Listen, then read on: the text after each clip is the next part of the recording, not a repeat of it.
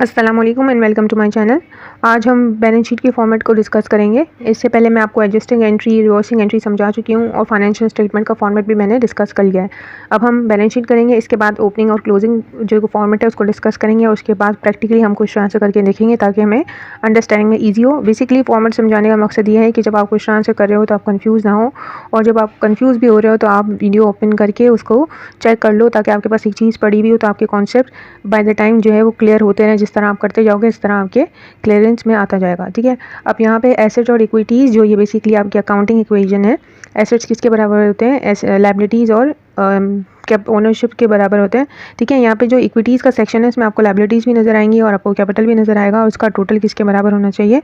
Asset के बराबर होना चाहिए, टोटल एसेट्स के। इस पूरी बैलेंस शीट के अंदर जो है दो कॉन्ट्रा अकाउंट शामिल हैं। एक है द कॉन्ट्रा एसेट अकाउंट जिसमें आपका अलाउंसेस फॉर डेप्रिसिएशन और अलाउंसेस फॉर बैड डेब्ट्स आ रहा है, और दूसरा आपका है कॉन्ट्रा इक्विटी अकाउंट जिसमें आपकी ड्राइंग्स आ रही हैं। फिक्स एसेट में से अलाउंसेस फॉर डेप्रिसिएशन सब्ट्रैक्ट होता है, अकाउंट रिसीवेबल में से अलाउंसेस फॉर बैड डेब्ट सब्ट्रैक्ट होता है, और कैपिटल के अंदर से ड्राइंग सब्ट्रैक्ट होती है। ठीक है, फर्नीचर एंड फिक्सचर है, इसमें से अलाउंसेस फॉर डेप्रिसिएशन सेम ही है, इस पर अलग लग रहा है, उस पर अलग लग रहा है। डेप्रिसिएशन अलग अलग होते हैं डेप्रिसिएशन हर फिक्स एसेट पे। ठीक है, अगर लग रहे हो तो।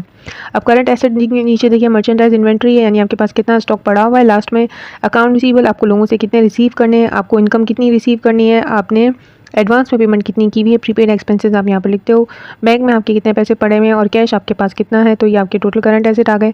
फिक्स एसेट्स को आप करंट एसेट्स के साथ जो है सेकंड कॉलम में जो आपने लिखे हुए हैं उसको ऐड कर दोगे तो आपके पास टोटल एसेट्स आ जाएंगे। कैपिटल में क्या है? कैपिटल में आप अपना स्टार्ट का ओपनिंग बैलेंस लिखते हो जब आपने बिजनेस स्टार्ट किया होता है, और जो प्रॉफिट आपको, जिससे मैंने आपको बताया था, जो बैलेंस शीट के अंदर, बैलेंस शीट नहीं सॉरी फाइनेंशियल स्टेटमेंट के अंदर तो नीचे हम नेट प्रॉफिट निकालते हैं ना, वो नेट प्रॉफिट यहाँ जाना होता है। ठीक है, नेट प्रॉफिट की समझिए आप पूरा फाइनेंशियल स्टेटमेंट की कैलकुलेशन इस छोटे से वर्ड में चली गई है जो कि है net profit for the year. इसकी कैलकुलेशन हम कितनी करते हैं, पूरी एक फॉर्मेट है उसको जाकर इसको पूरा हम करते हैं, सॉल्व करते हैं, उसके बाद ये आता है। ठीक है, तो ये तब यहाँ लिखा जाता है, इसलिए फाइनेंशियल स्टेटमेंट पहले तैयार होती है और बैलेंस शीट बाद में तैयार होती है।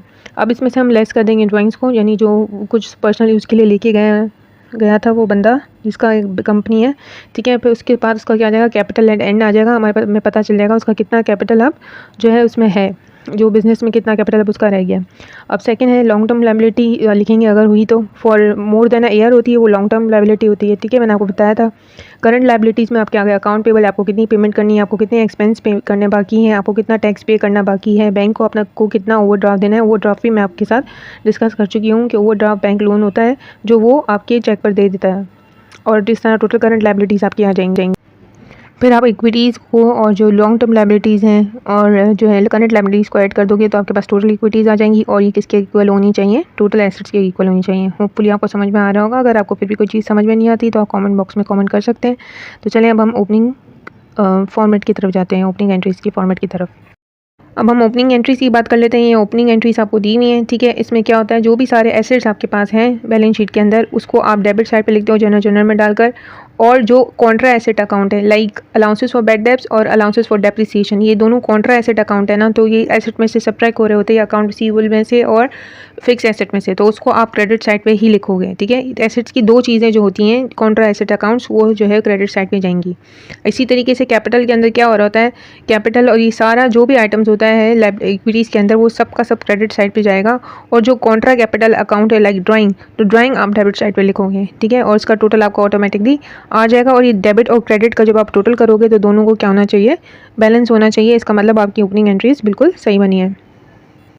क्लोजिंग एंट्रीज जो होती हैं वो इनकम स्टेटमेंट के आइटम्स की बन रही होती हैं। ठीक है, तो इसी तरीके से हम इसको देखेंगे। अब देखें यहाँ पर डेबिट साइड पे क्या लिखा हुआ है, एक्सपेंस एंड रेवेन्यू समरी लिखा हुआ है। ठीक है, हम ये लिखेंगे, उसके साथ हम सारे ओपनिंग इन्वेंट्री, परचेजेस और सारे अपने एक्सपेंसेस यहाँ पर डालेंगे। ठीक है, जितने भी सारे एक्सपेंसेस हैं, और इंक्लूडिंग सेल्स डिस्काउंट्स और सेल्स जो है रिटर्न एंड अलाउंसेस, क्योंकि जो भी हमारा डेबिट साइड पे होना चाहिए, जो एंट्री में जनरल की एंट्री में हमारा डेबिट साइड पे होता है, इनकम स्टेटमेंट की बात करी हूँ, इनकम स्टेटमेंट के जो टाइटल ऑफ अकाउंट्स हैं जो डेबिट साइड पे जनरल जर्नल में लिखे जाते हैं उनको हम क्रेडिट साइड पे शिफ्ट करेंगे और डेबिट साइड पे हम लिख देंगे expense and revenue summary. Like opening inventory हमारी डेबिट साइड पे होती है, जब हम एंट्री रिकॉर्ड करते हैं परचेजेस सारे एक्सपेंसेस इंक्लूडिंग सेल्स डिस्काउंट और सेल्स रिटर्न भी हम डेबिट साइड पे लिखते हैं क्योंकि वो कॉन्ट्रा रेवेन्यू अकाउंट होता है, ठीक है। तो उन सबको हम क्रेडिट करेंगे। जो जो चीज़ें डेबिट जर्नल में होती हैं, जो जर्नल मैंने आपको समझाया है, तो उसको हम किस में लिख देंगे, क्रेडिट में लिख देंगे।